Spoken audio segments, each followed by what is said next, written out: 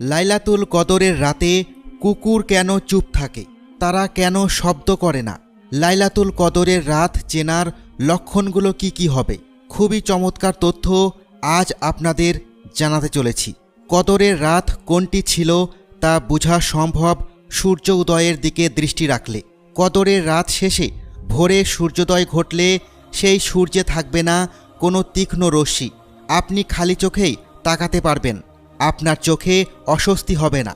সূর্যটা চাঁদের মতো স্নিগ্ধ হবে।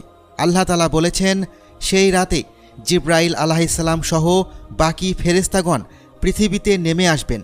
তারা পুরো পৃথিবী জুড়ে সকলের তেলাওয়াত শুনবেন, সকলের তেলাওয়াত উপভোগ করবেন, সকলের সাথে ইবাদতে অংশ নেবেন। সেই রাতের পরিবেশ হবে অন্যরকম আনন্দপূর্ণ। আবহাওয়া হবে শান্তির, না থাকবে গরম, না থাকবে ঠান্ডা। এই রাতে ফেরেশতাগণ